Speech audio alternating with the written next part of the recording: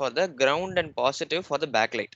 So what is a backlight? So in an LCD we can say that the background, there will be a set of LED lights in back of the LCD display that will be glowing in order to see, in order to see it more clearly. So these positive and negative terminals will control only the backlight. So even if we didn't connect, the backlight won't glow, still the LCD will work. So without even the backlight we can see the numbers or letters we are going to type. So these two, so pin 16 and pin 15 will control the ground and positive of the backlight. So we can say that we can go to pin 13. So what is pin 13? We can go to pin 3. Pin 3 is the VE contrast. So this pin will control the brightness of the LCD. So this pin should be connected to a potentiometer's middle terminal. So say here we can, one second, like here we can say there's an potentiometer, right? So I'll come back to this diagram and explain you, but for now we can say that the third pin is connected to the potentiometer's middle terminal. So the other terminals are connected to the positive and negative of the plus 5 volt and 0 volt. So while coming here, we can say that this pin will be connected to the middle terminal of the potentiometer, and the rest two will be connected to the plus 5 volt and 0 volt. So we can vary the potentiometer so that the potential value of the pin 3 will be varied between 0 and 5.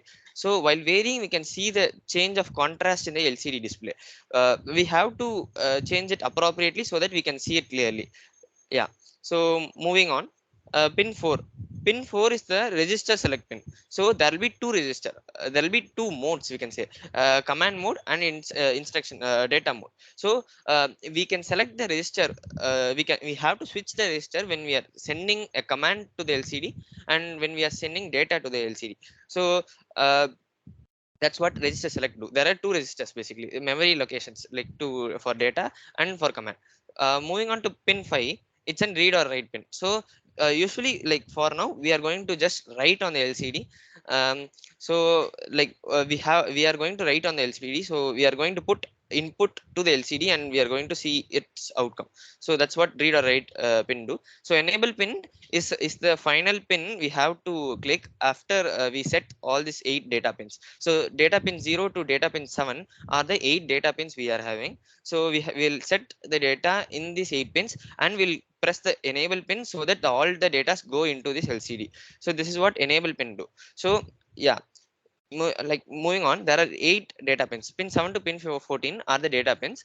All the data to the LCD will be sent through this pin. So as we can see here, um, yeah, all these 8 data pins, we can say that we can send data through it all 8 at one time. That is 8-bit mode. So sending all the 8 data at a time will give us 8-bit mode, and um, sending the data at 4 at once. So sending first 4 once and sending the rest 4 again on the last 4 data pins is called 4-bit mode, because we are just using 4 pins.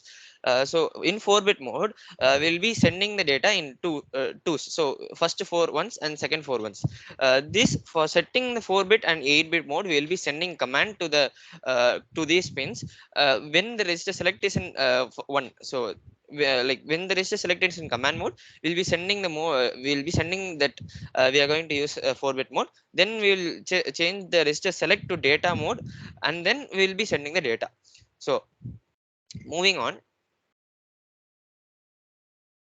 we can control the LCD manually by push buttons.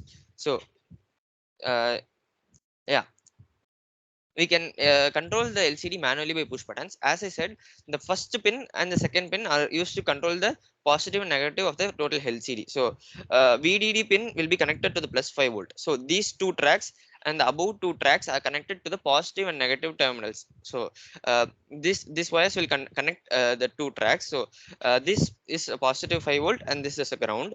And similarly, up is a positive 5 volt and the down is a ground. So VSS will be connected to the ground and VDD will be connected to the plus 5 volt. So first two pins are connected to the positive and negative terminal, and the last two pins are connected to the backlight. So see, similarly, the last pin is connected to the ground and the first pin is connected to a resistor, then to a positive terminal. So that there won't be high voltage to the backlight and it will be controlled. Yeah, so moving on to the VO pin.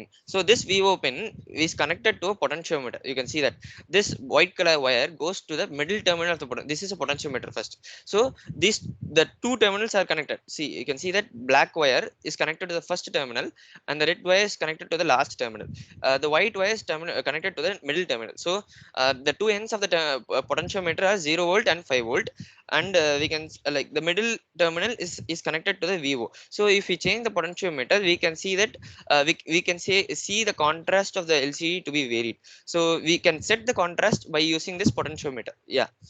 So and then coming on to the RS pin, the resistor select pin is connected to a switch. So when the switch is in this side, it will be connected to the plus 5 volt, and when the switch is switched, it will be connected to the 0 volt. So yeah, we can see that the yellow is connected to the middle of the switch, and the rest two are connected to the plus 5 volt and 0 volt. And then moving on, read or write, this read or write will be connected to zero ground, as we are just going to write for now. um, yeah, then enable pin is connected to a button, and then the enable pin is directly connected to the ground, and then it is connected to a positive 5 volt when the button is pushed. So when we push the button, it will be connected to the plus 5 volt, and when we don't push the button, it will be connected to the ground. So that's what enable pin. So as I said, we are going to use this in 4-bit mode. First four data pins are of no use, so we are going to connect it to the ground.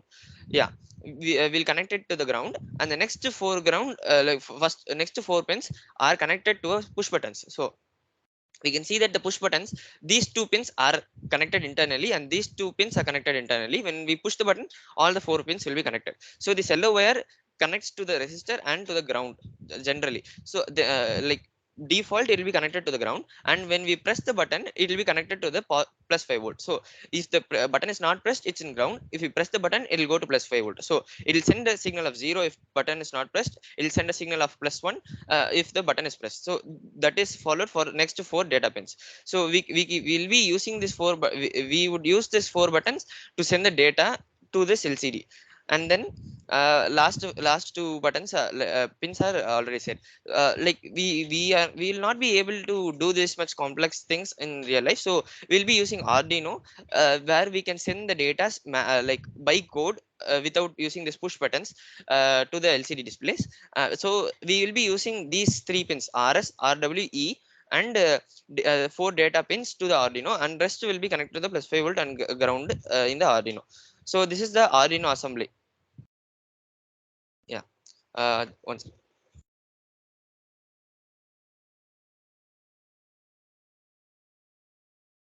Yeah. The same is followed. So we can see that the first pin is connected to the ground, second pin to the positive 5 volt, and the third pin is connected to the potentiometer, just as what we did in the manual push button thing.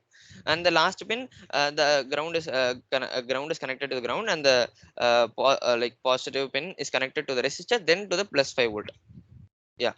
And then um, the VO contrast is connected to the potentiometer's middle pin, and the rest two are connected to the plus 5 volt and the ground.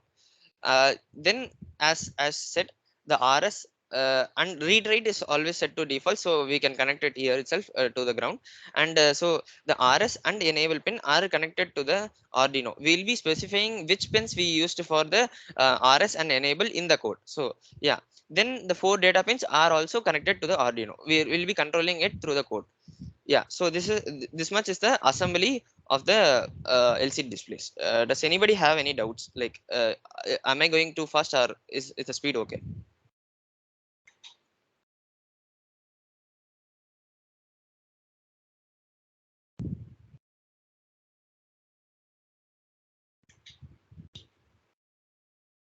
Yeah, so what does backlight pins mean? They are similar to the first two pins. Backlight means uh, uh, that you can see that the green light which is coming from the green or blue light. So we can see that this LCD is blue color, right? So even without you see here this blue color, right? This blue color will glow only if the backlight is connected to the plus and negative pins. If this is not connected, still the black color dots, see you can see that there are box, right? These can be controlled through the potentiometer, and we can see the letters. So while we are changing the potentiometer, we can see that the black boxes are will, like, the one extreme will be full of black boxes, and another extreme will be totally invisible. So zero, when 0 volt, it will be like, there won't be any boxes. For 5 volt, there will be full of black boxes, and intermediate, it will show the text we are going to set.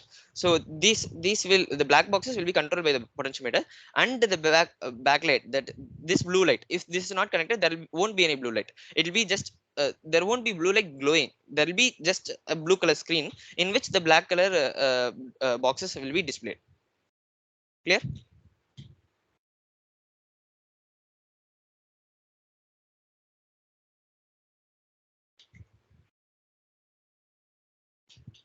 Yeah, 8-bit mode, yes.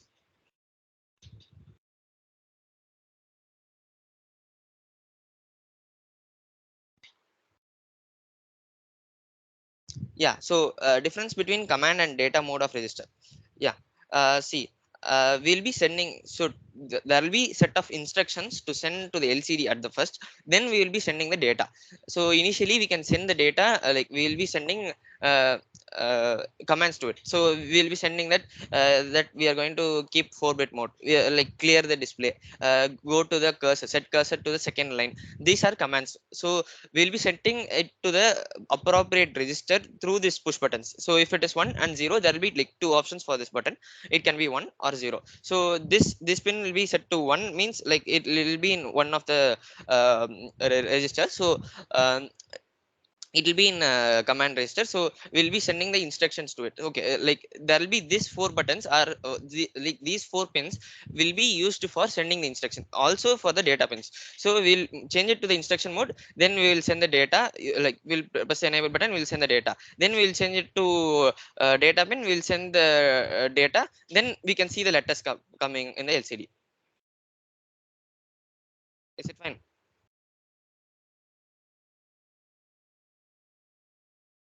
Yeah, cool.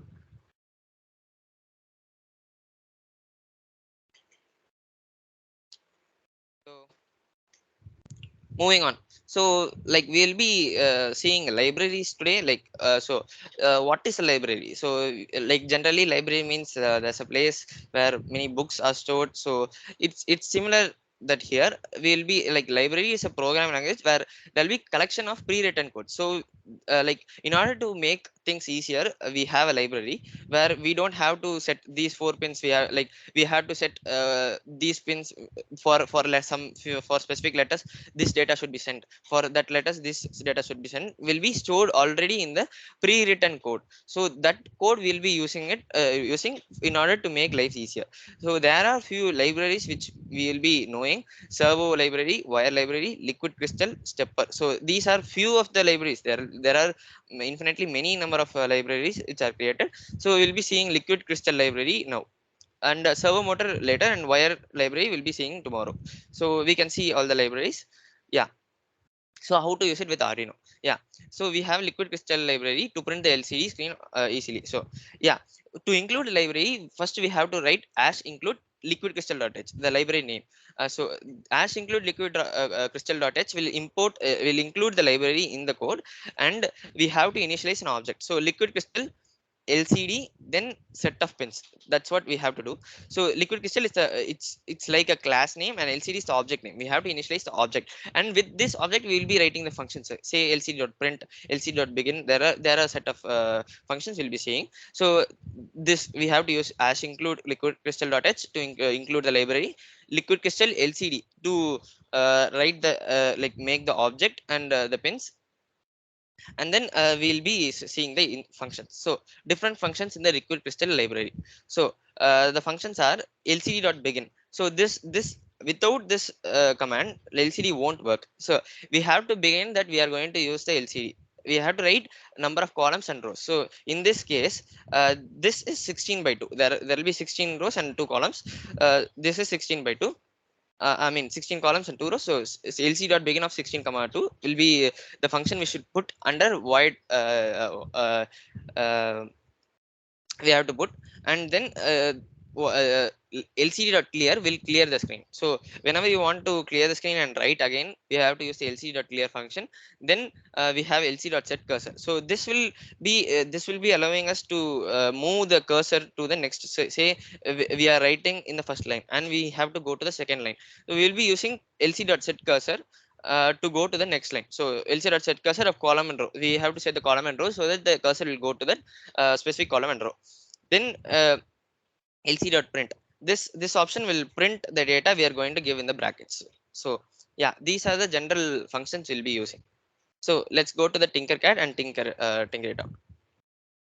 Yeah, you guys can open the tinkercad and do along with me.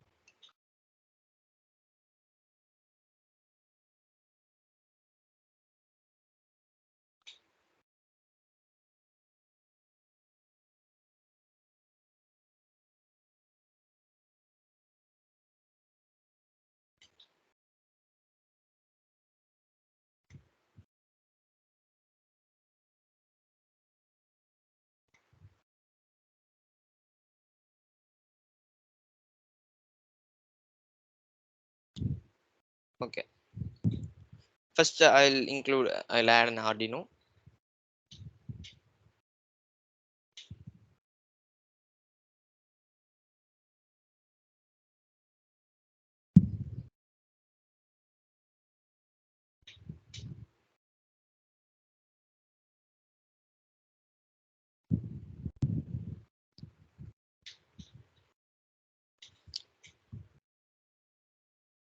I'll add an breadboard.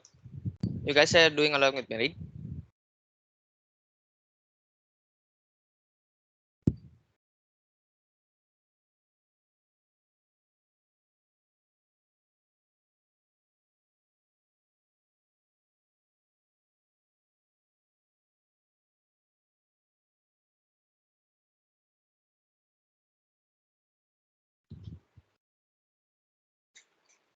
Yeah. Okay, so after breadboard I'll include LCD. So 16 by 2 LCD. So this is what no, wait. So there are two types of LCD.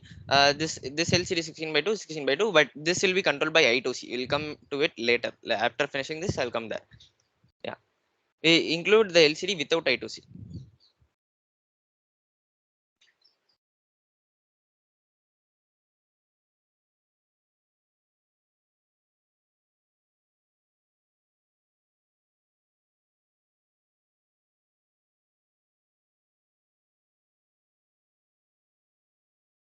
Yeah. So then we'll add a potentiometer.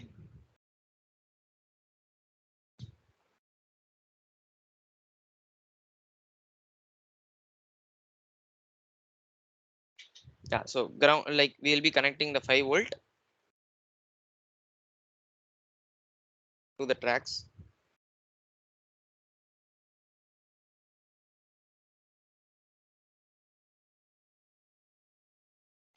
and ground to the other track.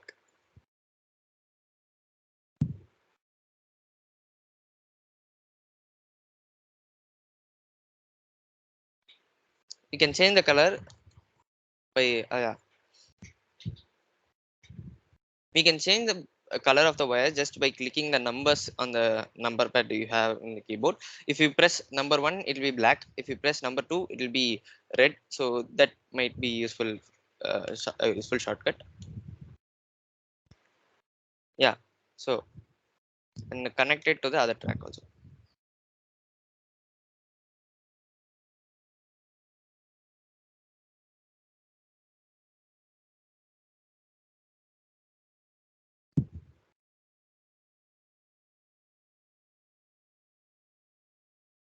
Yeah, so first pin is ground pin. We have to connect it to the ground. Just go directly and connect it to the ground. And second pin is the VCC pin connected to the plus 5 volt. And the last two LED pin are the LED cathode and LED anode. Just a second. Yeah, check. Yeah. So LED cathode will be connected into the negative terminal,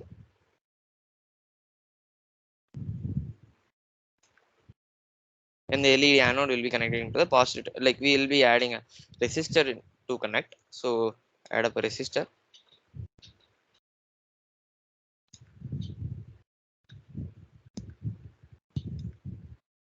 So yeah, so last four pins have done, and we'll go to the VO contrast. Go to the VO contrast and connect it with the middle terminal of the potentiometer. Yeah, you can press number 3 for orange color wire, and the rest of the two potentiometer will connect it to the plus 0 volt and the positive terminals.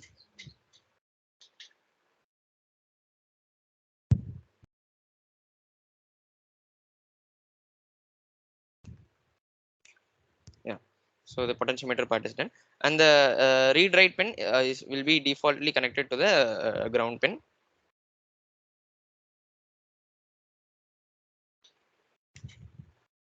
And the RS pin enable, and the like the first four data pin are to be connected to the ground, or we can just leave it. It's on your wish. And the last four pins are to be taken up to the Arduino. Yeah, so these four pins and RS and enable are to be connected to the Arduino to it.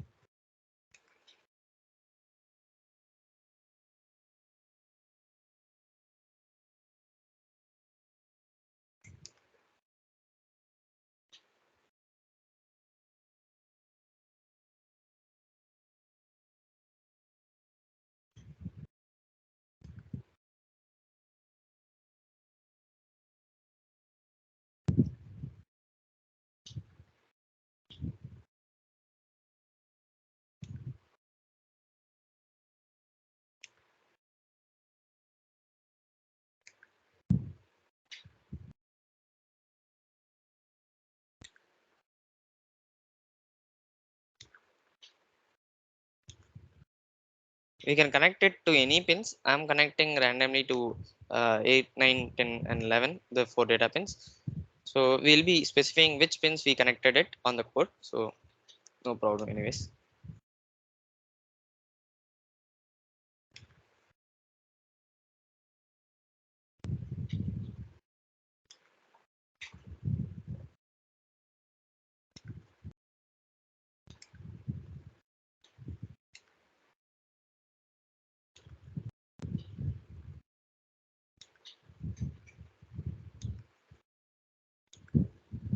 Yeah, so we are done with the connection. Change this to red color. Yeah, so is everyone done with the connection?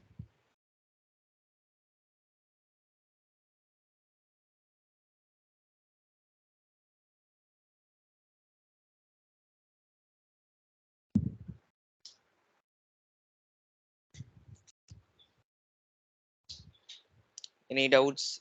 Is everyone done with the columns? Okay, okay, I'll wait for 1 or 2 more minutes.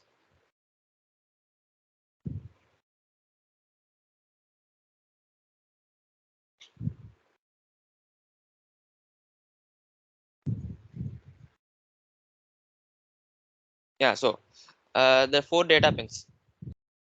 So like we'll be connecting, see the ground pin we connected, VCC is connected to plus 5 volt, the these VO contrast is connected to the potentiometer, and read write will be always connected to the ground. So as we are going to just write, so what and all is going to vary is RS, enable, and the last four data pins. As these first four we are using just 4-bit mode, we'll be using only four wires, right? So we'll be using only this last four wires. That so these wires are connected to the Arduino. So we can connect it to the any pin, so that while in code we can change it. So that's the thing. It's simple one.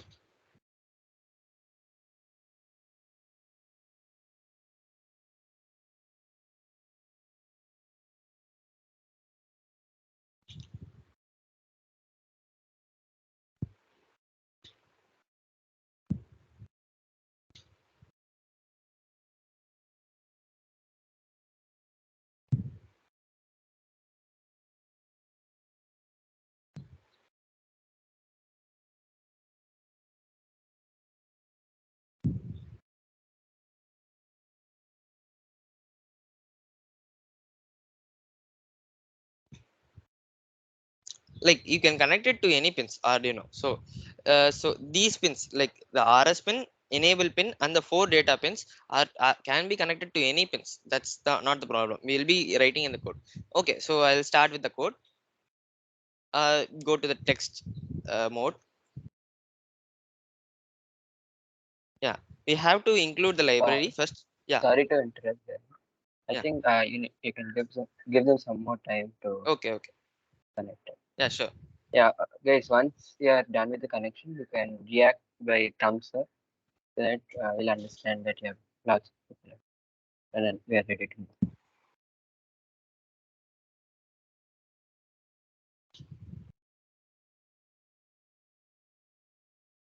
Jairam, can you please like change the colors of wire so that they can distinguish between what pin is connected to what? Okay, okay.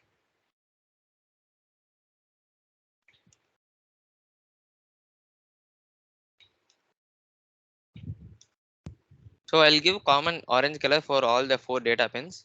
And yeah, so like it's not necessary that you connect it in the same order what I am connecting. So in the code we'll be just we'll be writing which pin are we going to connect. So yeah.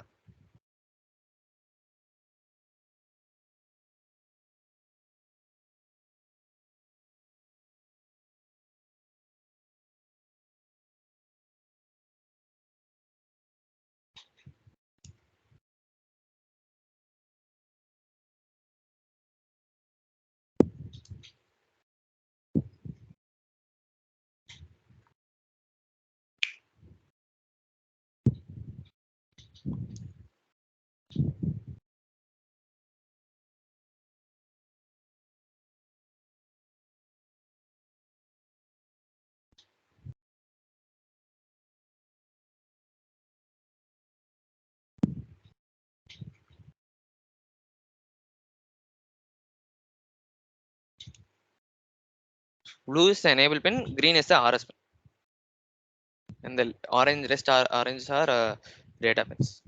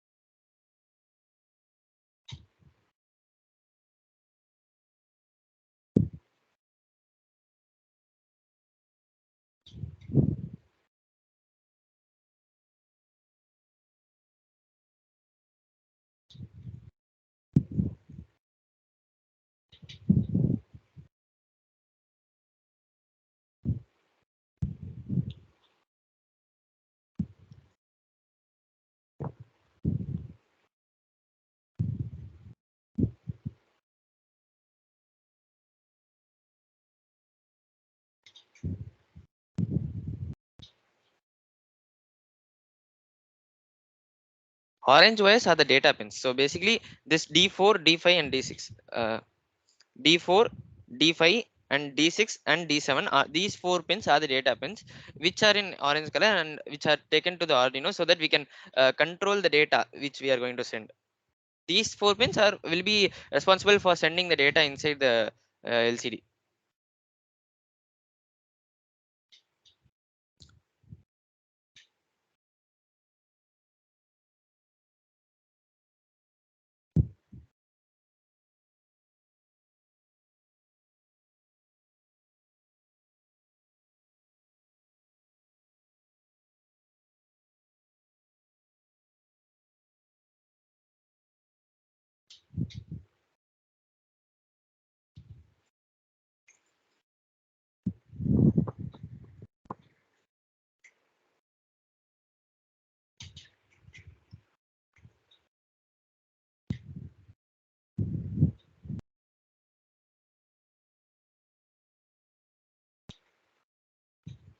Yeah, so we just started with LCD, like we just assembled an LCD, just talked about how it works, and we are going to move on to the coding part of the LCD.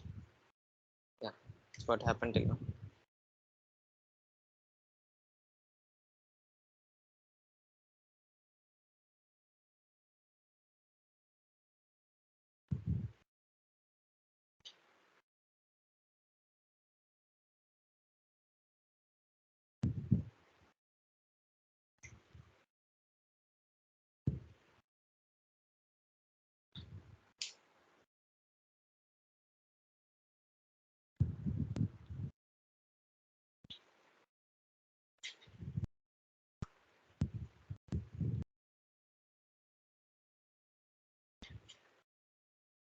Once you finish the assembly, put yes in the chat box.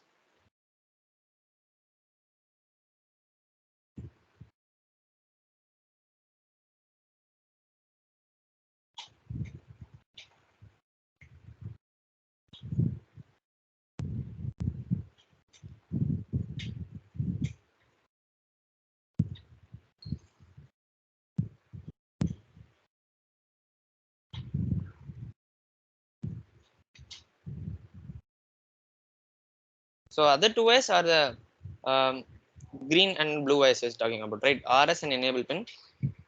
Uh, so like RS pin will be setting which mode you are in. So command mode or the instruction mode, and the blue pin is the enable pin. Like you will set the data in the data pin, and like when the enable pin is high, the data will be sent to the LCD. So these are the functions of these two pins that will also be controlled by the Arduino. So yeah.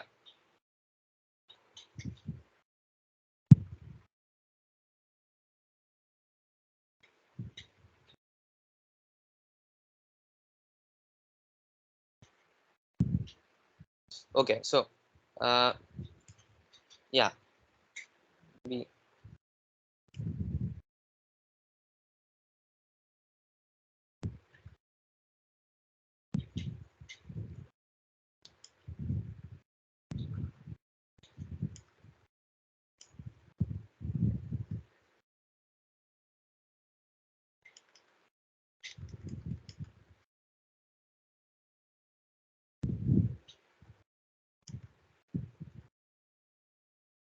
I guess.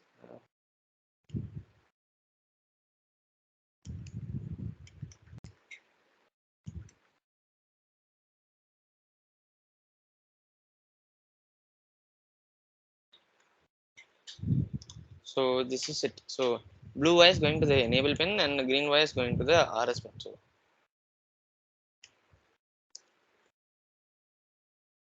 yeah, so like it's your wish. Like you can connect wherever you want in the Arduino, and we can specify it in the code. Yeah,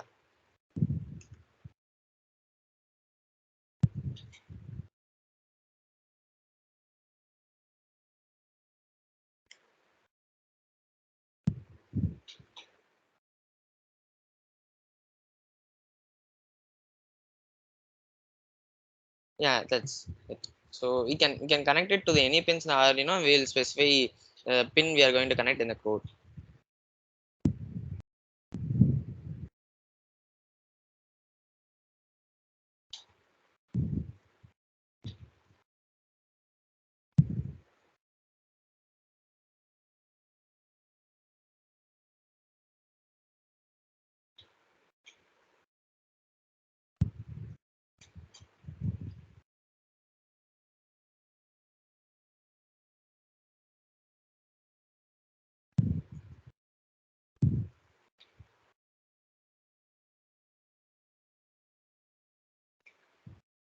Okay.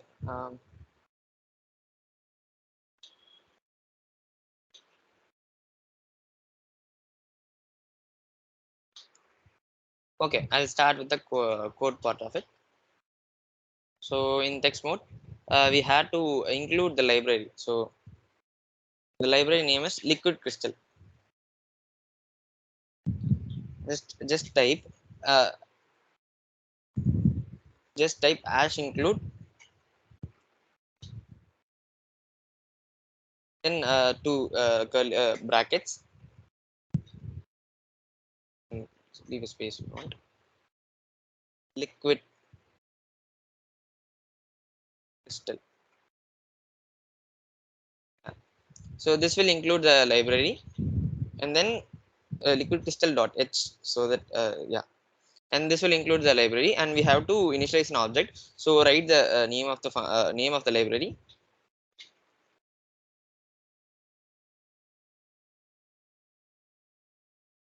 and then name of the object. We'll just keep lcd for the object, and yeah, this will be a useful thing. And you can see that in the syntax will be knowing, just a second,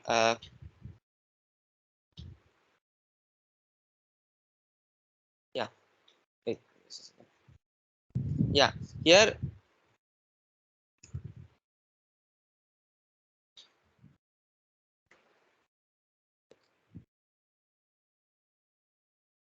yeah, so this is the order in which you have to connect. So first rs, en, then d4, d5, d6, d7. This pin number, like to which pin you are connected, you have to write it here. So yeah, that's the thing. um so inside, yeah, so rs pin, so we connected the rs pin uh, to pin number 4. You can see the green wire, so pin 4 is connected to the rs pin. Pin 4 is connected to the rs pin. So in the code, one write lcd pin number 4, then enable pin is the blue color wire, is connected to the 5 volt. So enable is connected to pin number 5, sorry, yeah, enable pin is connected to the pin number 5. So write 5, and then the 4 data pins. You can see that the 4 data pins are 8, 9, 10, and 11. So pin number 8 is the d4, and then for as it continues. So pin data pin 4 is 8, data pin 5 is 9, data pin 6 is 10, data pin 7 is 11. So 4, 5, 8, 9, 10, 11. Are you guys clear with it?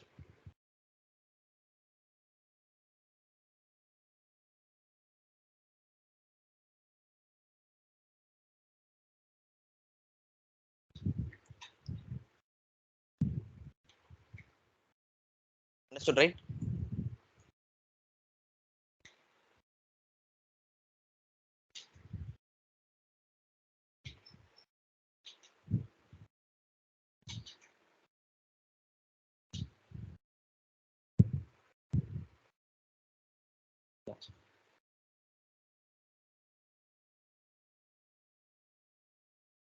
Yeah, so we have to do this for initializing the object. Then in the void setup, this pin mode we can remove, and lcd dot begin, as I said, this begin function is necessary for the for beginning the uh, lcd 16 comma 2. Yeah, so this will begin the lcd, and then in the while loop we can erase this. Just a command of lcd dot print of anything. If you give anything you give inside the bracket will be displayed. Say hello world. Yeah, so this is the code. We'll be running this code. So yeah, so it will begin, lcd dot begin will begin the lcd, lcd dot print will print this hello world in the lcd. I'll just start the simulation. Yeah, so yeah, I forgot to put this.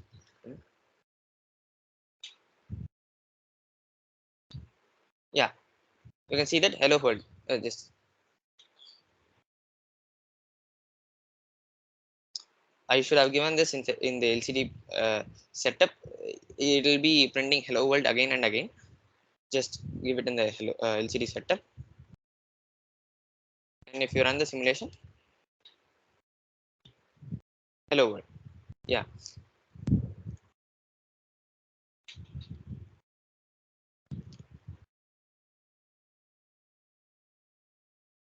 like we saw like how complex it was using the push buttons. Like we have to give one for every letter, you have to give phone data. And here using this library, all the things we are supposed to do will be simplified, and we just have to put what should we print. So this library will simplify our work.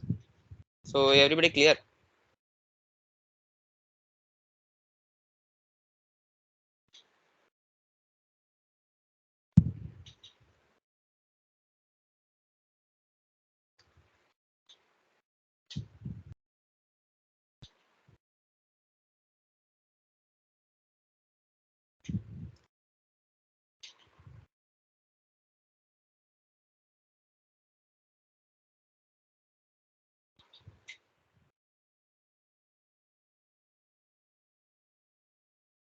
What does the potentiometer not do? So yeah, it controls the contrast.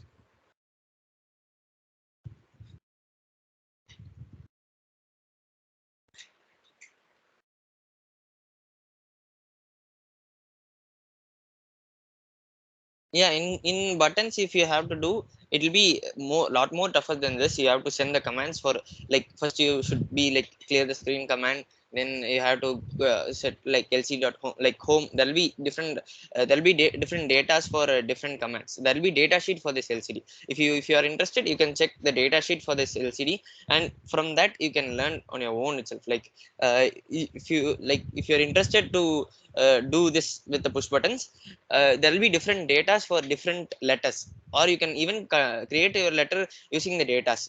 If you once read it, we'll be knowing which data should be like for which letter. Like it's not necessary to remember and all. Like it's not even possible. So like you will have to see this data sheet and press this button accordingly. Yeah, that will be done using the push buttons.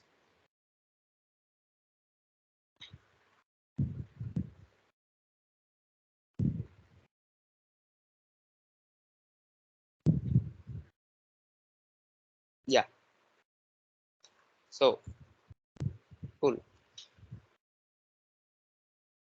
Yeah, so there is also an lcd, as I said, LCDs with I2C. This will be like the I2C concept will be taught tomorrow. So this will have only 4 pins, the SD and SCL pin. This what does these pins done do will be taught tomorrow, the I2C session. So let's leave it for now, and we can go for just know that there's also an LCD which can be used to, using I2C. Once you learn I2C, you'll be knowing how to use. There's also a library for this, and it will be as simple as this. Yeah, and then moving on to the slides.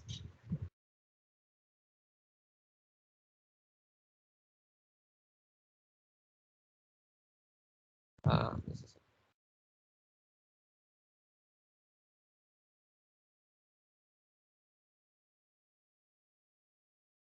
yeah.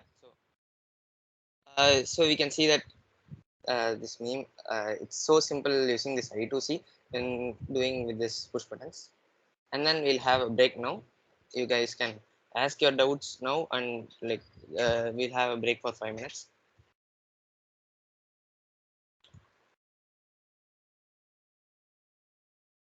And then Skandan will continue the next part.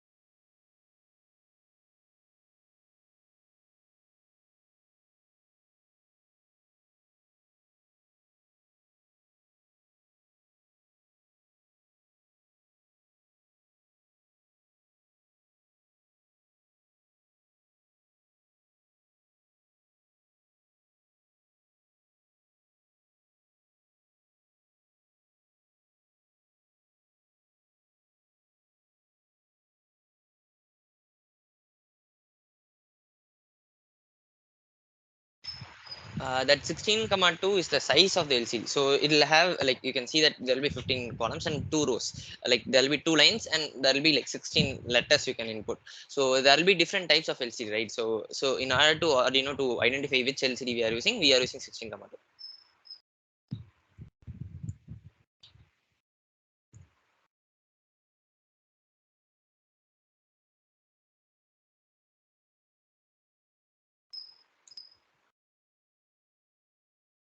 like you have to connect it to the last four pins, like for the data pins you have to connect it to the data 4 4 5 6 7, like only then the 4-bit mode will be activated. So it's like first four pins are the first four pins, and like when we are using 4-bit, the last four pins only will be used. That's what it's programmed in the LCD. So we cannot change it. Yeah, Yuvraj Thakur. Yeah, that's it.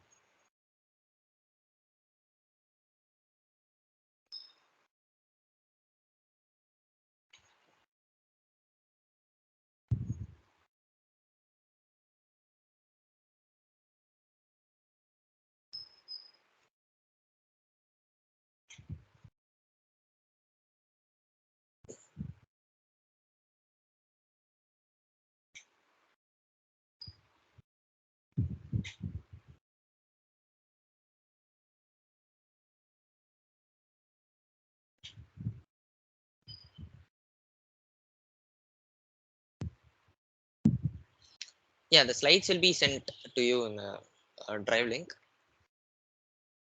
And if you want, I can send the link of the Tinkercad no in the chat. Wait, I'll just send.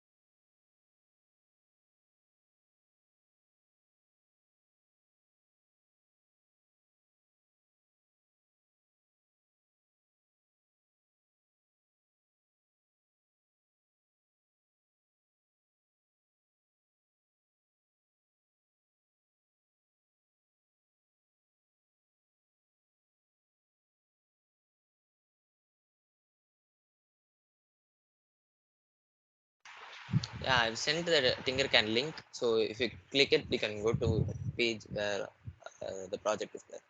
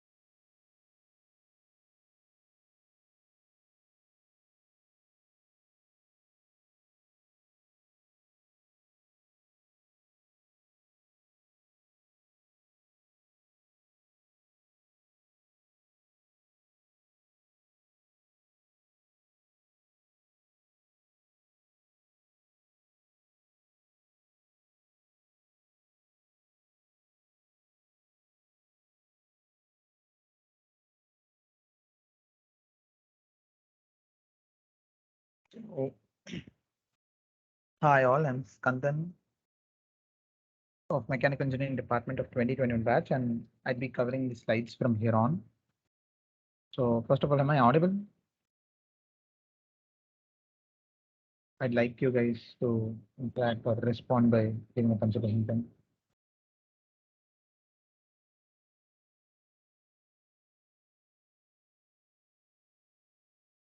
So I'll share the slide now.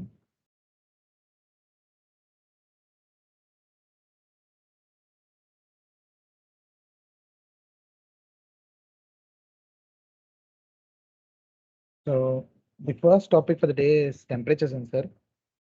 Temperature sensor is a device that detects and measures the hotness or coolness in the environment surrounding it, then converts this data into electrical signal, and finally gives output in the readable form. So it's used in monitoring the temperature variations in the surrounding environment. Going on to the functioning or working of the temperature sensor, it works on the principle of potential difference across the diode's terminals. That is, if the voltage input increases, the temperature also rises, followed by a voltage drop between the transistor terminals of base and emitter in the diode. So we are going to discuss about TMP36, temperature sensor chip, which generates an analog voltage output, which is linearly proportional to the Celsius temperature. So TMP36 is widely used to interface it with Arduino and to detect temperature changes in the environment. So it has an output scale factor of 10 millivolt per degree Celsius, which is a very useful fact that we'd be using in the code moving on. So, and it has a very low output impedance that makes it an excellent choice for interfacing with Arduino.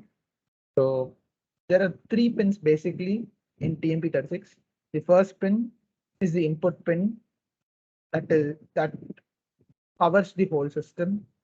Then we have the pin 2, which is the output pin that takes the temperature variations from the surrounding and gives the analog voltage input to the ADC contained analog pin. Then we have the last pin, ground pin, which is connected to the ground of the Arduino. Talking about the pin 1, the value that can be given to pin 1 varies from 2.7 to 5.5 volt, and the best operating range for the temperature sensor is minus 40 degrees to 125 degree. It can even operate in 150 degrees, but with minor errors, which are not really negligible, but then they are minor. So it's ideal that we use it under the minus 40 to 125 degrees Celsius condition. So in general, with Arduino, the temperature sensor TMP36 is connected to one of the analog pins. I mean, the mid pin is connected to one of the analog pins. The ground pin, I hope my mouse is visible to everyone. So, or wait a second.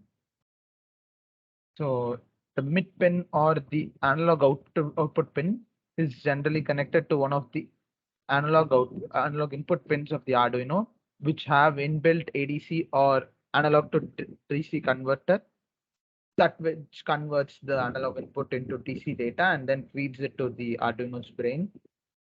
Then, as I said, the ground is connected to the ground. I mean, the ground is connected to the ground, and the VS or the input voltage is connected to 5 volt in our case, but then it can be anything ranging from 2.7 to 5.5. So the TMP36, or in general case, a temperature sensor, is used in alarms to detect the rise in temperature of a device and starts operating or detecting, basically alarming the region when the temperature reaches a certain threshold value. So let's go to Tinkercad to make a digital thermometer.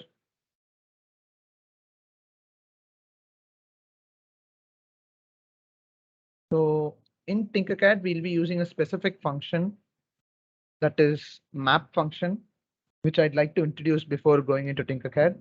This map function linearly maps or interlaid between two range inputs. Range inputs as in let's say you have the ranges as coordinates. Let's say -40 to 125 has to be mapped from 0 to 120. In that case, it interrelates linearly between these two values and finally gives the output that you desire for a value that you are going to input or receive as input from the Arduino. So basically, there are five parameters that needs to be given to the map function. First is the variable whose variable as in the value that is being derived from the microcontroller, whose value would change through the process of, or would be put in the loop, would change during the loop as we are varying the potential difference values across the temperature sensor.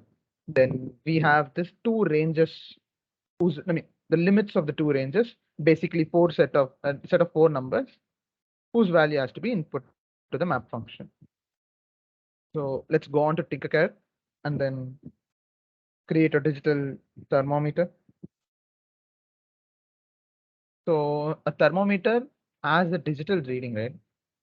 I mean, LCD display where you would be having the digital, value that is being output.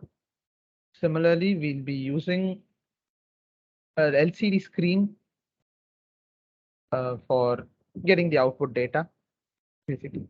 So I start with the LCD screen directly since you guys have, Jairam has recently covered the LCD connections. So yeah, these are called starters, which are there for the beginners who might miss out on connections over here. So I'm going to use the LCD circuit given in that part. We'll be having a temperature sensor to detect the changes in the temperature.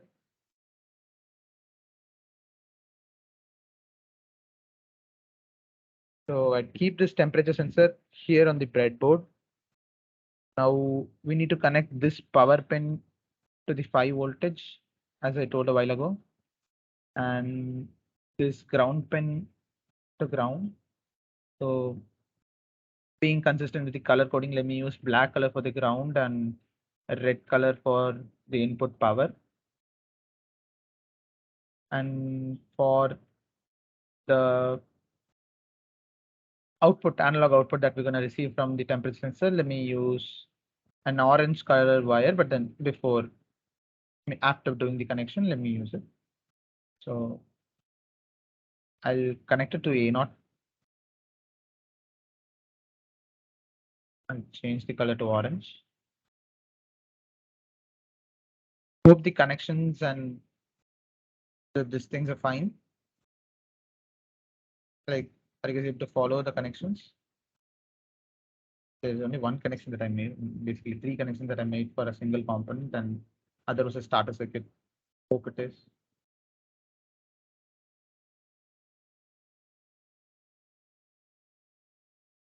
Guys.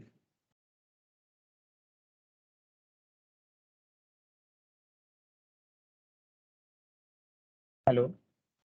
Yeah. Okay.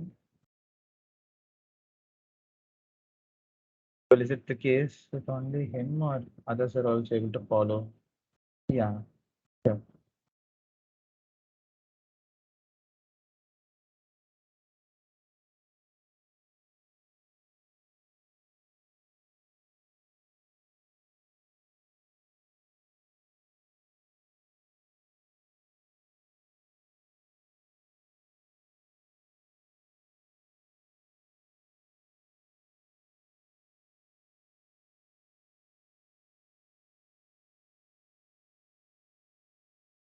Middle pin of the temperature sensor is the pin that gives the output or the variation of the temperature from the outside environment as voltage difference. So that voltage difference is basically mapped over a range of values. And so since it's a range of values, we're giving it to the analog input of the Arduino. And yeah, so since I guess my this thing Teams is blocking the screen, so let me. It's going to be not here, but then it can be any one of these things. Yeah, so prefer moving on because maybe we'll fall short of time if not. So moving to the text. Let me remove the comments that are given here and work on with the code. So this is how we'll be including the liquid crystal library. And yeah, we'll be required to define a few variables.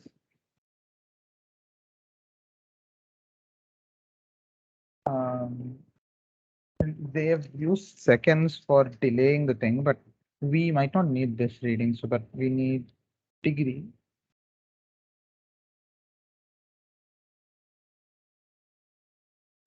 Yeah, the pins 12, 11, 5, 4, 3, 2. Yes, we discussed just now. They are the pins corresponding to RS and the values.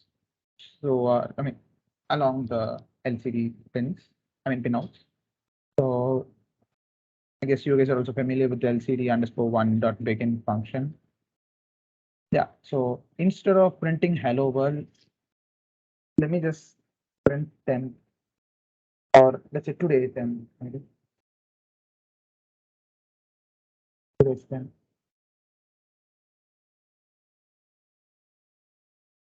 Moving on, let me remove this one. 10. So we might have to debug the code. So let me also include the serial monitor to the baud rate of 9600. Let me also initialize the degree value to 0 so that it doesn't create any error or doesn't receive any floating point value. I mean, floating value as a variable which has not been initialized and doesn't receive any data. So we'll take the input of degree from the analog read, right? Since it's an analog input, we need to do that. In yesterday's session and in the previous session too, we've named these pins, but here we're directly going to use pins name, which is again another method. So let me just print this value on the serial monitor to check what are the range of values of degrees that we're going to get. So basically, if you see once the temperature sensor starts functioning or gets powered, it will show a range of values. And let us find out in that range what is going to be the output range. Basically, the minimum maximum values that we are going to get might vary from the values, I mean, the temperature values that the temperature sensor is going to have, or we're going to calibrate in its surrounding. So let me put degree. It's better that we move to the next line so that we understand the value more clearly. Then this statement, I guess, was covered in the previous Tinkercad mini projects, wherein we be placing the cursor at this position once the print is done.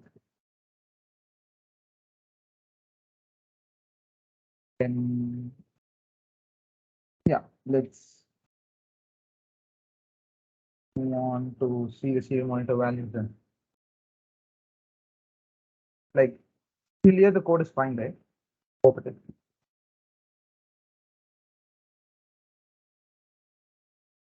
Yeah, it's better that if you guys react with thumbs up instead of reacting yes, because typing yes might take some time in phone.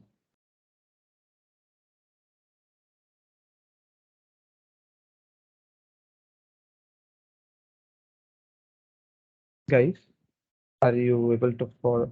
Are you all able to follow the session?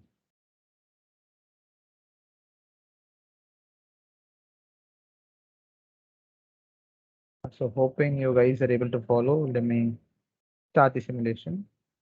So once the simulation begins, we'll be able to see the today's temperature, that is the only input that's been given to the LCD. And the serial monitor shows 153 at 25 degrees Celsius. So let me just rewind it back to minus 40, which is the initial value of our this thing.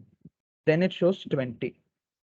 But we need the temperature sensor to show minus 40 at minus 40 in the surrounding region. So which is basically the value that we prefer, but the value that it gives is 20. And in a similar scenario, at 0 degrees Celsius, it's showing 1 or 2, which is again not preferred. Moving the temperature sensor to 125 degree, we find that the maximum value is 358. That is being given as the analog input. So one way of altering this change, fixing this error would be to use the map function. So let me use the map function here before the map degree thing. So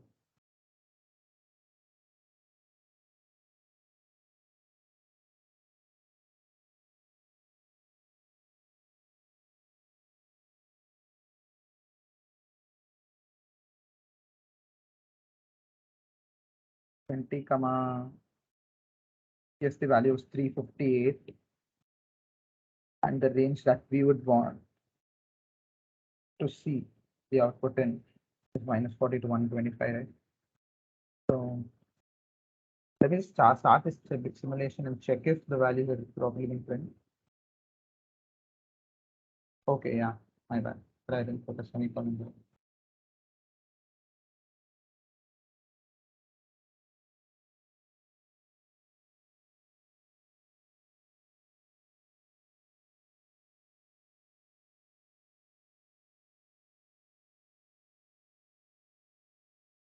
Yes, we ran into an error.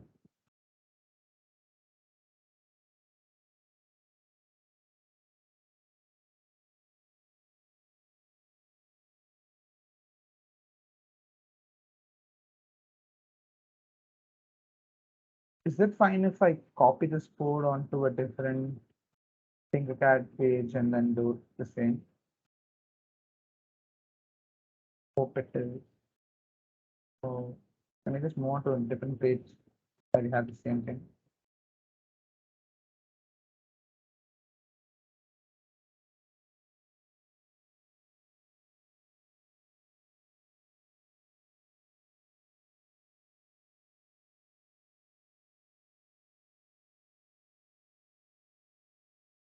So I'll take the LCD again and also the temperature sensor.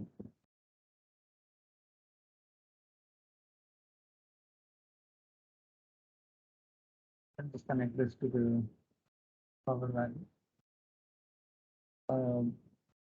I'll be holding on or holding back with the color code for now because we're running out of time for this project.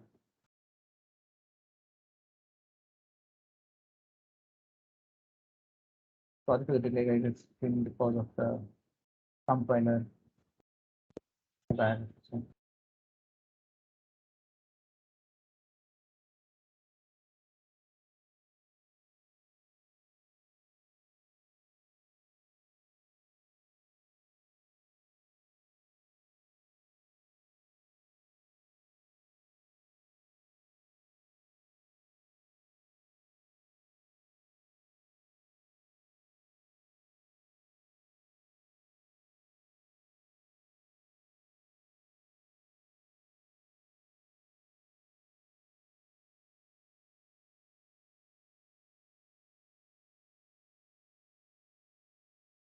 you may begin the simulation now and check if the values are right.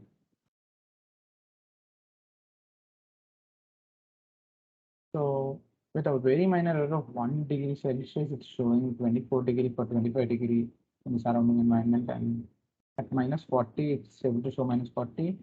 94, it's showing 95. Guess it will show 100 at 100. Let me just zoom in to the 900 part. Yeah. So yeah, it attains 100 or precision or accuracy with the temperature sensor at 100. Thereon the values are in coherence and also in agreement, and the same holds with -20 to -40, I guess. So now it's fine if you print the value there in the serial, the LCD screen. So although we had used the serial monitor, it's not necessary that we have to remove the serial monitor right now. So I don't think it'll create any problem if you're using it, even though we will print the answer onto the LCD screen. So LCD_1, which is the name of the LCD, dot print degree. But now there's a minus change in the final output because we want the output in degrees Celsius or how it was given as the surrounding input there. Let me just also type the character 178, which is the special character for degree.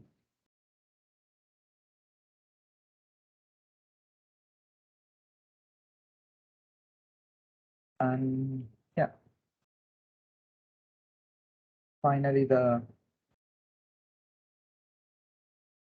T, which denotes Celsius. But these should come in the second line, right? So what would be the case if it was here? Can someone try to answer?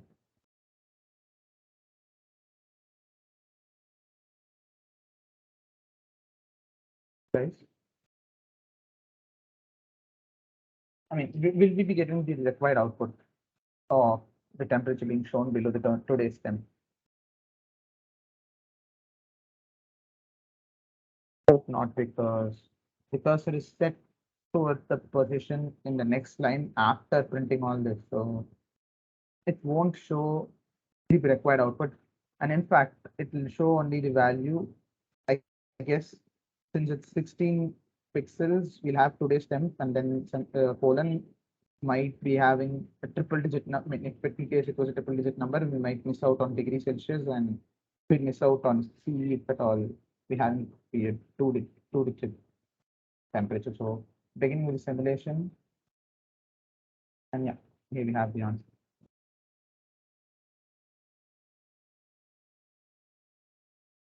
That's been calibrated almost all properly.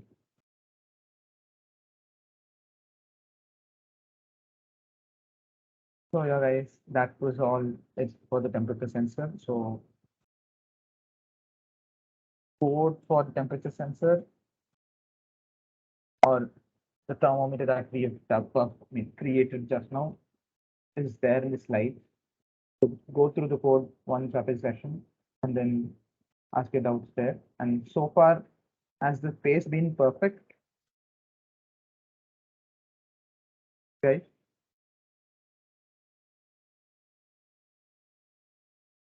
react with a thumbs up if at all the pace has been perfect.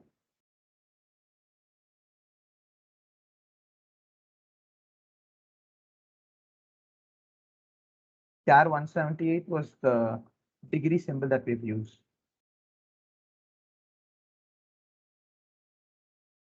Or the ASCII value, show the code once more. Yeah, sure.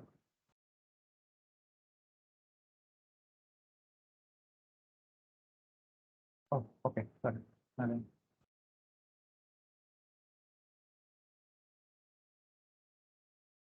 Basically, 178 is the character ASCII value of the degree character that we've used. Hope it is fine for us.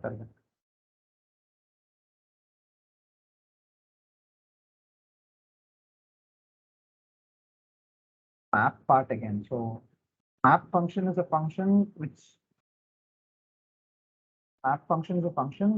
that shows the degree output, which is in agreement with our required final temperature Celsius range, which is not the case if at all we're not using a map function, since and we've seen that in the serial monitor, we'd be getting values in the range of 20 to 358. So it's basically linearly associating between 20 and -40 and 358 and 125, thereby we'll have the degree to be a value in between this range, although the analog read input gets a value between this range, is it's internally mapped linearly to the value that we'll be getting here, in this range, which is obviously the value, or with the minor error, the value that we'd be getting in the surrounding region of the temperature sensor. So it was a bit okay, short, understandable.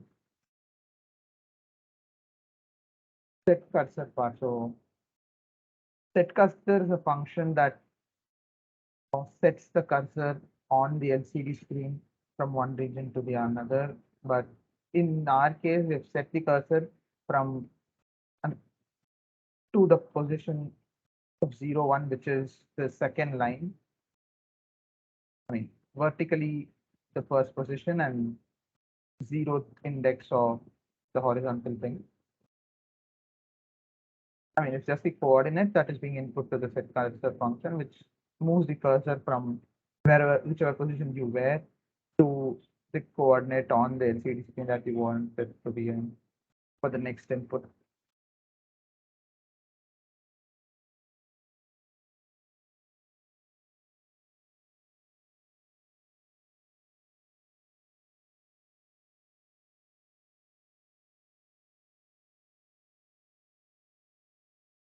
So yeah, we'll move on to the next part. So yeah, in today's session, we'll be also covering the ultrasonic sensor, and more especially the HC-SR04, which stands for high conductance ultrasonic sensor that uses ultrasonic waves. So basically, these ultrasonic waves are produced by vibrators oscillating at very high frequency to detect and measure distance between itself and the object. So the ultrasonic sensor that is being discussed today has two transducers which convert one form of energy, the oscillating energy, to the ultrasonic sound waves. One that acts as a transmitter and the other that acts as a receiver.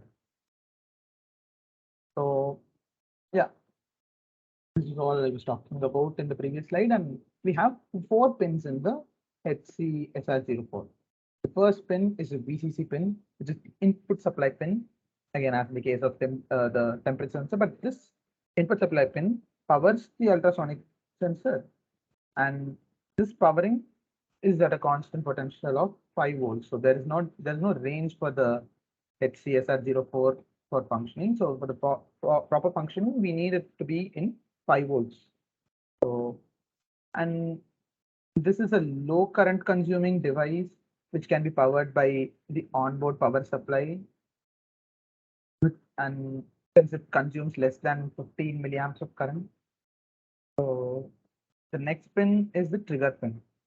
So trigger pin is a trigger pin and echo pin. The pin after the trigger pin have really special functions, which I'll be talking about after the ground pin. So ground pin is the pin that is connected to the ground of the Arduino board. So moving back to the trigger pin. So trigger pin is the trigger input of the sensor, as mentioned in the slide. So what do you mean by trigger input of this sensor? So this pin has to receive an at least 10 microsecond high pulse. So this time has to be noted. It has to receive 10 at least 10 microsecond high pulse. High as in the pin should remain high for a time of 10 microsecond, as in the signal time domain, for the transmitter to emit signals. And the transmitter would emit signal as at the end of the 10 microsecond, or the time that for which the pin remains high. After the time for which the pin remains high. So the transmitter would basically send 840 kilohertz pulses once after the trig signal falls down to 0 again, as shown here. So it has to remain high for minimum time of 10 microseconds. And yeah, we'll be harnessing this 10 microsecond in our code too. It can be greater than 10 microseconds, but let us take the minimum case at which we'd have this. So right after this falls, this rises, or it takes a high value. So 840 40 kilohertz sound waves are generated from the HCSR04. So the echo output pin is set high after the 40 kilohertz are sent. So this echo pin or the echo output pin of the sensor is again in in agreement with the pulse that are being sent out. So once these pulses end, or the transmitter dysfunctions, or you know stops functioning, the echo pin starts the timer basically by becoming high, and it remains high until the time, until when the receiver receives back the reflected waves from the object.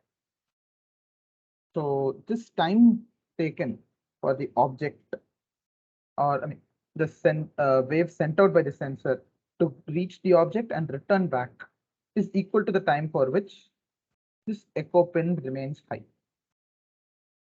So this time difference is used in distance calculation, which you would be familiar from the echo concept, wherein we have 2 times the distance we require to be equal to velocity of the sound within the medium, that is air in our case, multiplied by time obtained above. So that time is multiplied with V that time when multiplied with V would give the twice of the value that we want.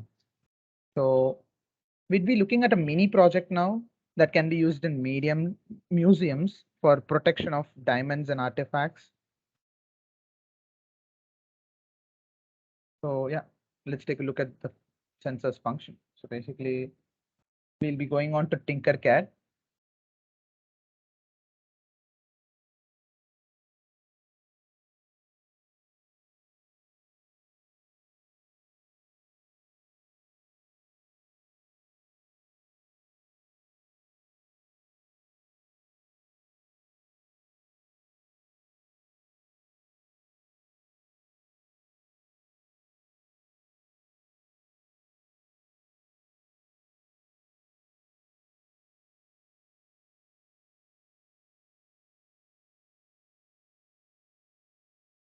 So yeah, so we'd be using the Arduino Uno R3 again. Then we'll be using the ultrasonic sensor.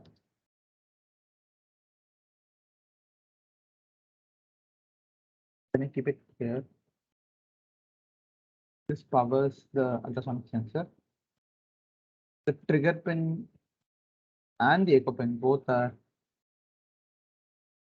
what we call the digital pins. Has to be connected to the digital output pins. And again, ground is connected to the ground. Let me color code it to black and red.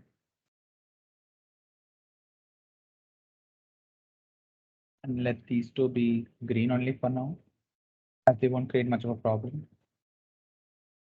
Yeah, we'll indicate the distance increment by using a buzzer, or alarm the region by using a buzzer. So as a suggestion at the end of this thing, when I start the simulation, I'd like your volumes to be lowered so that you don't get affected by the loud sound of it. Let me connect it to pin number 6. Yes, this setup is fine, guys. First pin being connected to 5 volt, and the last pin is ground pin has to be connected to the ground. Remaining 2 pins are connected to the 2 digital output pins, the range of 2 to 13. Then we have this buzzer whose ground is connected, the negative terminal is connected to the ground.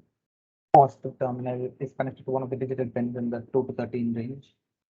Other than these 2 pins which have been occupied by HCSR04.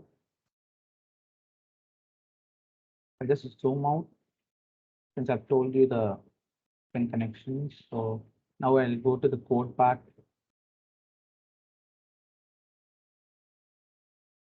So in our case, we need 3 pin names, but yeah, maybe I'll use 2 pin names instead and directly give the buzzer its pin number. So let me take the echo pin, which is connected to pin number 9 instead. And again, the trigger pin is connected to pin number 10. Then a variable.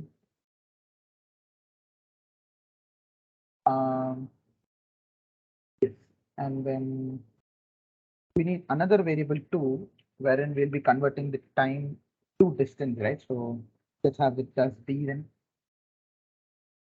Guys, is all are all these declarations fine? Like I'm asking the point of view that you guys are fine with this. As in, we'll be using multiplications and division. So is it preferable to use int or some other data type? Want you all to, or maybe. So I've used int for variable and distance, but is it proper that we use int for a variable that needs to be multiplied and then divided and finally whose output has to be derived? So int doesn't go for the decimal values that we have, right? Yeah, as Atharva rightly points out, it needs to be float value. So the pin mode E is an output pin, right? Is it an output pin? Actually not. So it is an input pin for the Arduino, but actually the output pin for finding the object position. And again, the T is the input output pin for the Arduino. Similarly, the buzzer again, which is connected to the sixth pin, has to be the output pin. And let me also initialize serial monitor if in case we encounter any error. So the loop will have or would begin with digitally writing the trigger pin high value to high value or basically low value, because high in our case, I mean high after a delay of 10 microseconds needs to happen only after low for 10 seconds or at any specific duration, right? So I'll be introducing a new function called delay microseconds, which is again the delay function, but the time here can be input in microseconds. So it performs the same function as delay function, only that the time here that has been input is in microseconds. So again, digital write T as high for again 10 seconds. Right. Delay microseconds for 10 seconds, and then digital write low. So with as this thing falls low, we need the echo pin to go high, right? And so yeah, I'll set the pulse and put. So this is a function that sets the echo pin high, right? And we'll have a very small delay of 25 milliseconds. Then we'll calculate the distance using the formula for using the formula that we already know, that distance is equal to half the multiplication of velocity into time. So pulse in is a function that calculates for the time for which this thing remains high, the echo pin remains high or receives a high signal.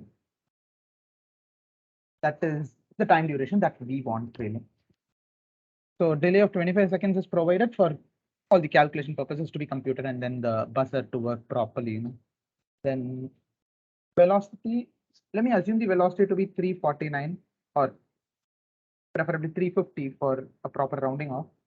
Then the time is in microseconds, so it needs to be divided by a number that is one that is followed by 10 in basically the 10 power 6.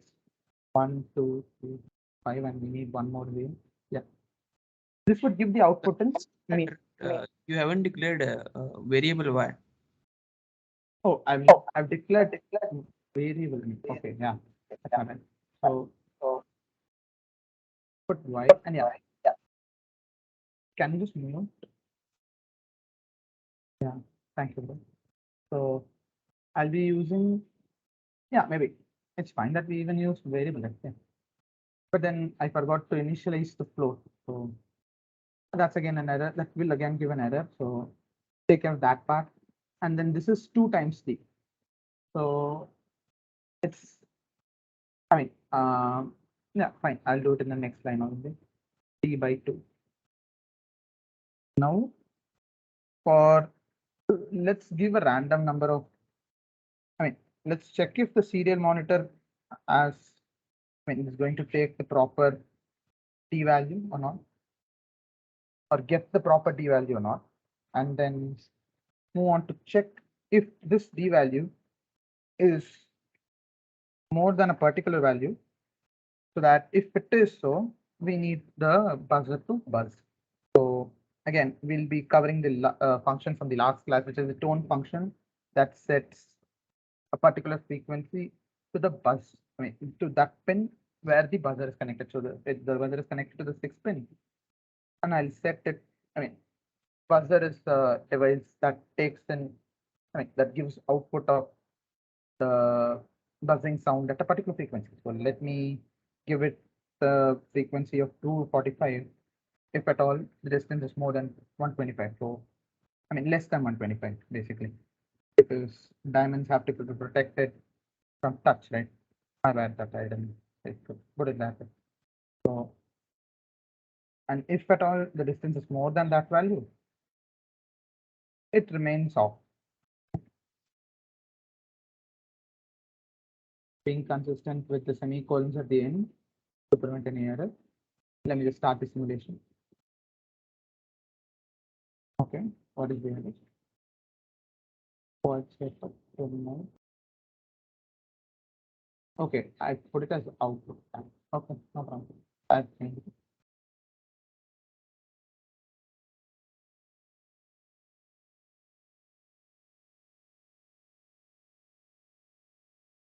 Sorry guys, I forgot to rotate it. The connection would remain the same although I rotated. So this is a good thing with your Tinkercad. But now the range or the detection, what do you call it? The detection beamed angle or the region would now be shifted to this side. So I'll just simulate it again, but now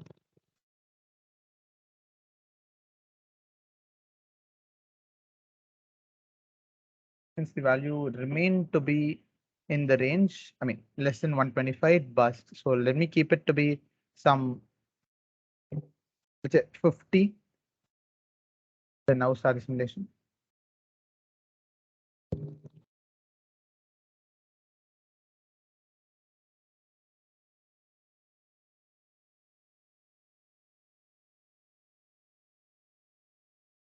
Yes, everything is fine, but it inputs a wrong answer. Maybe. Let's check the serial monitor instead and try commenting out this part.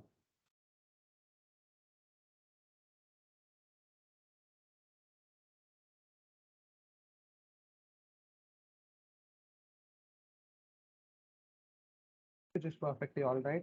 I mean, almost in accordance with the values that we received. 71. Yeah. So you can see that the values in the serial monitor are varying properly.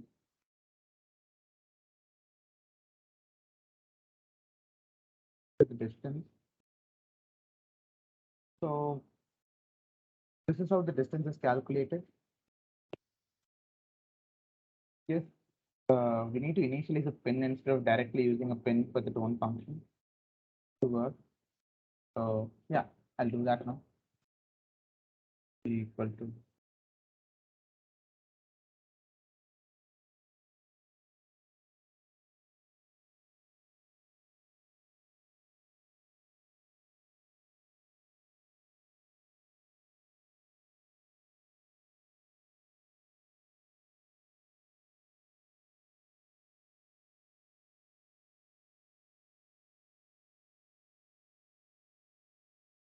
So I guess that it's a small error or problem with this thing that it shows the buzzer buzzes at a value that is not in accordance with the code that we provided.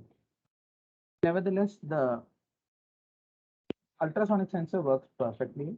Yes, this problem has arose because we didn't initialize it earlier with the proper pin mode, right? I mean, nothing pin position, right? So yes, that has caused some problem with the buzzer. Now, hope it is fine for all that we have found that this works properly. That didn't work properly because we didn't initialize it earlier.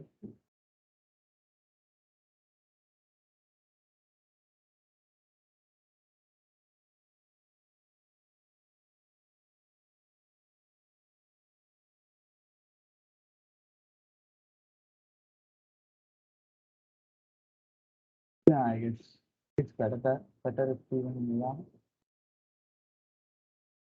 If we have the proper output from here.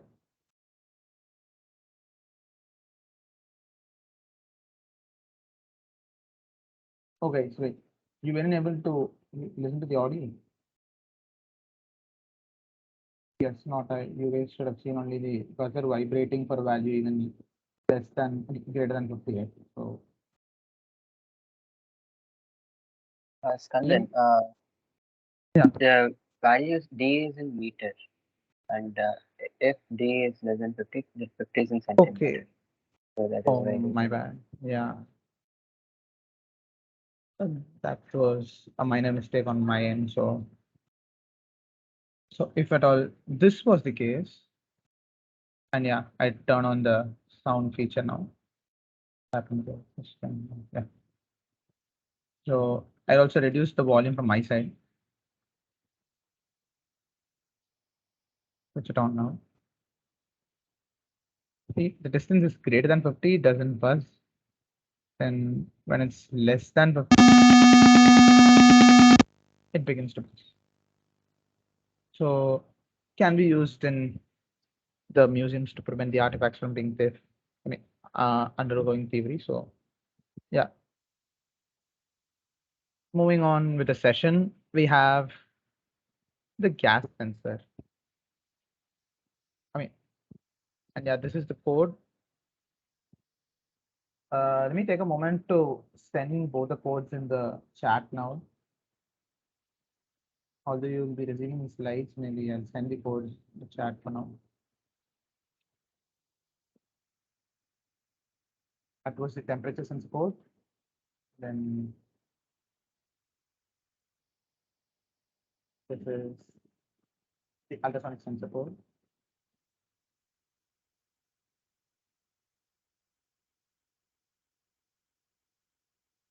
Yeah, so moving on, we have the gas sensor. So gas sensors are components that detect and proportionately measure the concentration of the toxic gas or different gas on the surrounding region. So they have built-in resistors whose resistance value decrease with increase in the concentration of the gas surrounding them. So the basic functioning of a gas sensor depends on the SNO2 or tin dioxide semiconductor particles, which are produced by heating the solid tin dioxide to a high temperature by using a heater coil, where again we'll be using a resistor. The clean air takes the donor electrons or attracts the donor electrons in the semiconductor particles towards itself, and then absorbs this gas material on the sensing material. So this is the sensing material. So why is it the sensing material?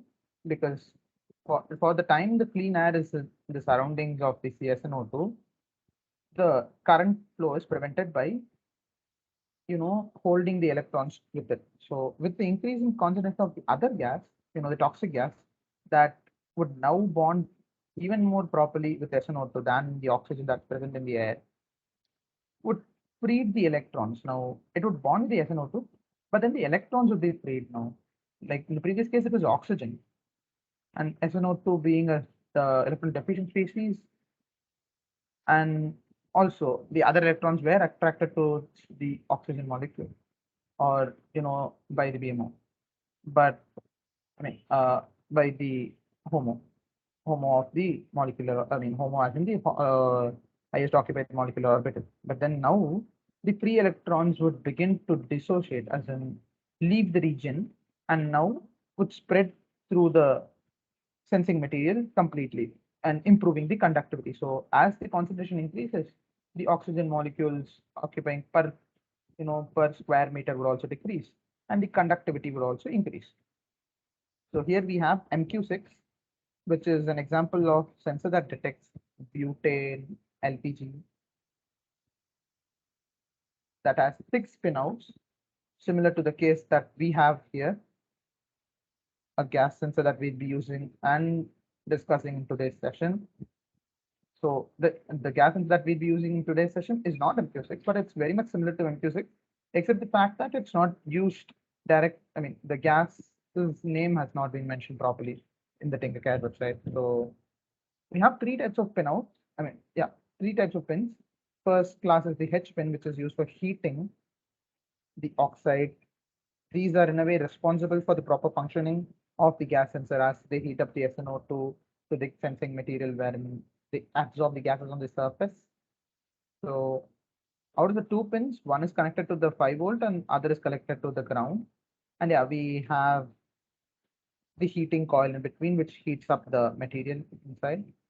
Then we have the B set of pins and the A set of pins, which are interchangeable in their functioning. So in our case, we have connected the B pins to the supply voltage. I mean, both are connected to the supply voltage and both power the process of the gas sensor. So gas sensor heating process is being powered by the H pins, but then the internal connections or the internal resistors and the involved circuitry is being powered by the B pins. So the third class of pins or the A pins are having a different function. So the space between A and B has an inbuilt resistor that varies with the gas concentration. So that is the one that we will be discussing. I mean, that we are concerned with for checking if the gas sensor, gas is in the surface of the gas sensor. So one pin among the two of the A pins is connected to the ground through a resistor whose value can be adjusted depending on the value that we'd like to get as input from the, I mean, give as input to the analog pin. So the range of input values. So the analog again, in the previous case, as we saw in the, I guess it was a temperature sensor where we had it from 20 to 358. This range can be even reduced to a greater extent, but that can happen only with, but that can happen with a loss, appreciable loss of accuracy, and that would happen when you try to change the resistance over here. So this basically sets the preferable range, but also alters the accuracy of the data analog value that we'd be receiving at the analog pin here. And the other A is connected to the analog pin where we'd be receiving the input. So this connection to the analog pin outputs 0 to 5 volt. So although it takes, I mean, gives the output in voltages, while we are taking the analog read function, I mean, accessing it through the analog read function, we'll get a different range. So that is again based on the intensity of the gas, and that needs to be converted to the, I mean, calibrated or formulated to receive the voltage that we'll be getting. So yeah, Jayam will be covering from here on. Yeah, that's actually due to time constraint, will not be able to cover up the servo motor, but that will be taught in the starting of tomorrow's class. So this gas sensors tinkering will be given as a DIY task. It's just similar to the temperature sensor. You'll have to take the analog input from the pin showed in the circuit. We'll be sharing the slides. So assemble according to that the circuit diagram given in the slide. Take the input and try to print it in the serial monitor. Like write serial dot begin, write serial dot print. Try and put in the serial print ln and try and see the values it's getting. Simulate it and check it out, and then try to add a DC motor and set it like if the gas sensors value is more than 150, the DC motor should run. So that's the project we are going to give you. So DC motor is not very tough, it's just like the LED, but when like two pins, you have to connect one end to the ground and another to the pin. So if you just like LED, if you put digital right of high, the motor will run. So this is the project. So if the gas sensor senses value more than 150, the motor should run. It's simple only. If you have any doubts, you can ask in the group. And yeah, that's it. We'll be covering servo motor in the next session.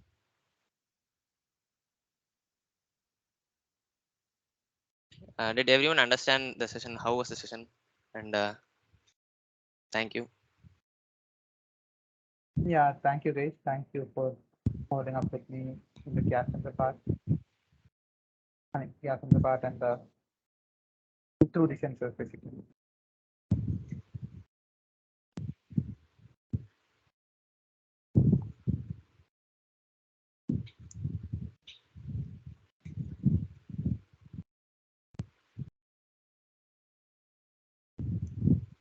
I apologize for not covering a part of the session, I mean, last part of the session here, because it took us a while for me to cover up in the ultrasonic sensor part, wherein we had a bit of error too. So sorry for that, but then we'll be covering the servo motor part in the next session.